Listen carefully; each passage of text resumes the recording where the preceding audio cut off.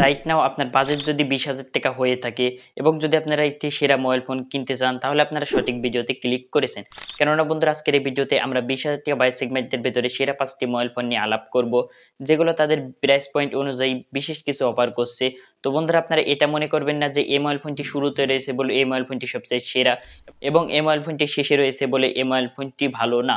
তো বন্ধুরা আসলে আমরা আজকের এই ভিডিওতে যে 5টি মোবাইল ফোন রেখেছি সেই 5টি মোবাইল ফোনই তাদের নিজের বাজেট পয়েন্ট অনুযায়ী বিশেষ কিছু অফার করছে। তো আপনারা যদি ভিডিওটি শেষ পর্যন্ত দেখেন তাহলে আপনারা খুব সহজেই আপনাদের বাজেট পয়েন্ট থেকে একটি সেরা আপনাদের জন্য মোবাইল ফোন চয়েস করতে পারবেন।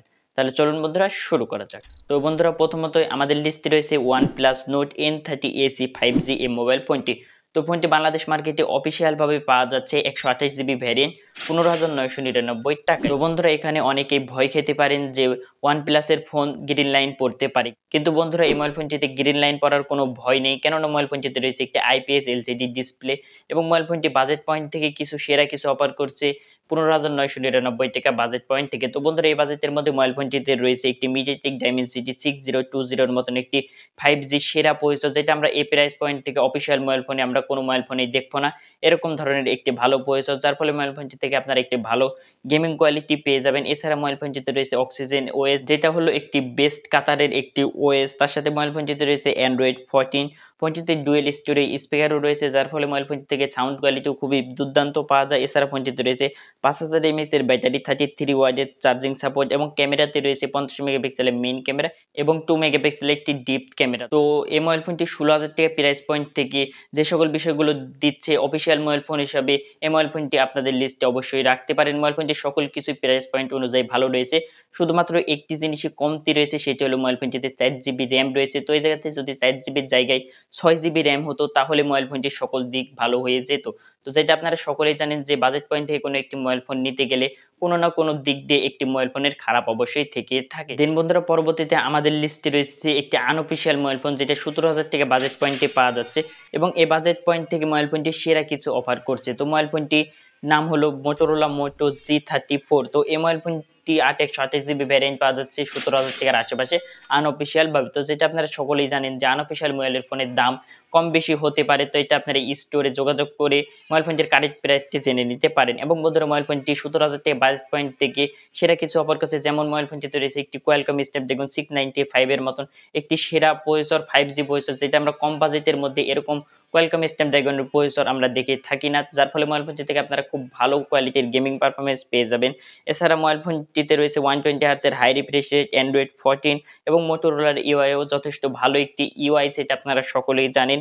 এছাড়া মোবাইল ফোনটিতে আরো অনেক কিছু রয়েছে, মোবাইল ফোনটির ক্যামেরাতেও ভালো কিছু রয়েছে, কিন্তু মোবাইল ফোনটিতে সকল কিছু এই জায়গাতে 17,000 টাকা প্রাইস পয়েন্ট থেকে ভালো হলেও একটি জিনিস আপনাদেরকে এই জায়গাতে কম্প্রোমাইজ করতে হতে পারে, সেটি হলো HD প্লাসের ডিসপ্লে। তো যদি আপনারা এই বিষয়টি কম্প্রোমাইজ করতে পারেন এবং যদি আনঅফিসিয়াল হলে যদি কোনো সমস্যা না হয় তাহলে এই মোবাইল ফোনটি আপনারা নিঃসন্দেহে নিতে পারেন। এছাড়া মোবাইল ফোনটি সম্পর্কে আরো বিস্তারিত জানতে আমাদের আই বাটনে দেওয়া এই ভিডিওটি অবশ্যই দেখে নিতে পারেন। দেন বন্ধুরা পরবর্তীতে আমাদের লিস্টে রয়েছে একটি অফিসিয়াল মোবাইল ফোন, যেটা 21,000 টাকা বাজেট পয়েন্ট থেকে পাওয়া যাচ্ছে, যেটা 21,000 বাজেট পয়েন্ট থেকে খুবই দুর্দান্ত কিছু অফার করছে। তো আপনার বাজেট যদি 21,000 টাকা করতে পারেন তাহলে আপনারা টেকনো স্পার্ক 20 প্রো এই মোবাইল ফোনটি অবশ্যই দেখতে পারেন। তো এই বাজেটের মধ্যে মোবাইল ফোনটিতে রয়েছে 8,256GB মতো একটি বড় স্টোরেজ, থেকে জায়গাতে 256GB স্টোরেজ পেয়ে যাচ্ছেন, এটা আপনারা একটি প্লাস পয়েন্ট ধরতে পারেন। এছাড়া মোবাইল ফোনটিতে 108 মেগাপিক্সেলের ক্যামেরা রয়েছে, মেইন ক্যামেরা এবং রয়েছে 32 মেগাপিক্সেলের সেলফি ক্যামেরা। এছাড়া মোবাইল ফোনটিতে ডুয়েল স্টোরেজ স্পিকারও রয়েছে, যার ফলে সাউন্ড কোয়ালিটি খুবই দুর্দান্ত বের হয়ে চলে আসে।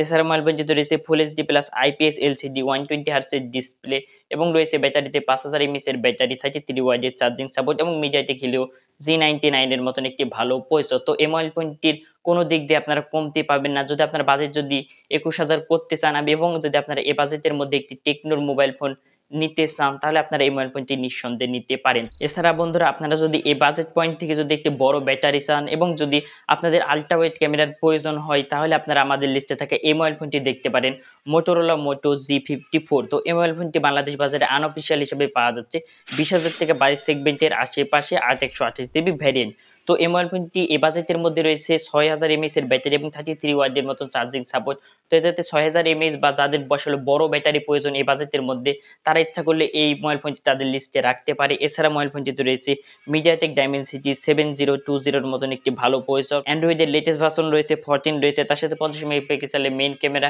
এবং রয়েছে 8 মেগাপিক্সেলের একটি আল্ট্রা ওয়াইড ক্যামেরা। তো ফোনটি সম্পর্কে ওভারঅল বলতে গেলে আপনারা যদি 20,000 টাকা বাজেট সেগমেন্ট থেকে যদি একটি আনঅফিসিয়াল মোবাইল ফোন নিতে চান, তাহলে এই মোবাইল ফোনটি আপনাদের জন্য সেরা হতে পারে। এছাড়া বন্ধুরা, আপনাদের যদি এই বাজেটের মধ্যে একটি অ্যামোলেড ডিসপ্লে প্রয়োজন হয়ে থাকে, তাহলে আপনারা আমাদের লিস্টে থাকা সর্বশেষে এই মোবাইল ফোনটি দেখতে পারেন, পোকো X5 5G। তো মোবাইল ফোনটি অবশ্যই 128 জিবি ভ্যারিয়েন্ট 21,000 টাকা বাজেটের মধ্যে পাওয়া যাচ্ছে আনঅফিসিয়াল ভাবে, এবং এই বাজেটের মধ্যে মোবাইল ফোনটিতে একটি অ্যামোলেড ফুল এইচডি প্লাস 120 হার্টজ ডিসপ্লে রয়েছে এবং ডিসপ্লেতে কর্নিং গরিলা গ্লাস 3 এর প্রোটেকশন রয়েছে। তার সাথে ক্যামেরাতে রয়েছে 48 মেগাপিক্সেলের মেইন ক্যামেরা এবং 8 মেগাপিক্সেলের একটা আল্ট্রা ওয়াইড ক্যামেরা এবং রয়েছে 5000 এমএএইচ এর ব্যাটারি, 33 ওয়াটের চার্জিং সাপোর্ট, এবং মোবাইল ফোনটিতে কোয়ালকম স্ন্যাপড্রাগন 695 5G এর মতন একটি ভালো প্রসেসর রয়েছে।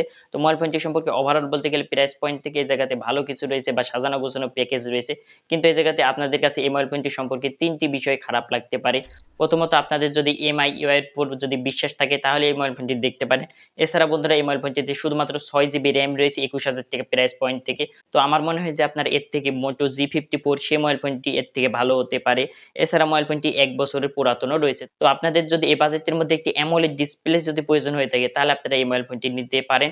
এছাড়া যদি আপনারা এই বাজেটের মধ্যে একটি সেরা মোবাইল ফোন আনঅফিসিয়াল হলেও চলবে, তাহলে আপনারা মোটো G54 এই মোবাইল ফোনটি দেখতে পারেন, এবং যদি আপনারা 20,000 টাকার মধ্যে একটি অফিসিয়াল মোবাইল ফোনই নিতে চান, তাহলে টেকনো স্পার্ক 20 প্রো এই মোবাইল ফোনটি দেখতে পারেন। এছাড়া যদি আপনারা 17,000 টাকার মধ্যে যদি একটি সেরা মোবাইল ফোন নিতে চান, তাহলে মোটো G34 এই মোবাইল ফোনটি দেখতে পারেন, যদি আপনারা এইচডি প্লাস এর ডিসপ্লেটি যদি মেনে নিতে পারেন। এছাড়া যদি আপনাদের ফুল এইচডি প্লাস এর ডিসপ্লে প্রয়োজন হয় এবং যদি একটি অফিসিয়াল মোবাইল ফোনই প্রয়োজন হয়, তাহলে আপনারা OnePlus এর এই মোবাইল ফোনটি দেখতে পারেন। সেটাতে আবার আপনাদেরকে একটু র্যাম কম পাবেন। এছাড়া মোবাইল ফোনটিতে সকল কিছুই ঠিকঠাক রয়েছে। তো বন্ধুরা, এই ছিল আজকের আমাদের ভিডিওটি। তো আশা করি আপনাদের বাজেট যদি 20,000 টাকা হয়ে থাকে এবং যদি আপনারা একটি সেরা মোবাইল ফোন কিনতে চান, তাহলে আমাদের ভিডিওটি দেখে আপনারা খুব সহজে ডিসিশন নিতে পারবেন যে আপনাদের জন্য কোন মোবাইল ফোনটি আসলে সেরা হবে। তো বন্ধুরা, দেখা হচ্ছে পরবর্তী কোনো ভিডিওতে। ততক্ষণ পর্যন্ত ভালো থাকবেন, সুস্থ থাকবেন। আল্লাহ হাফেজ।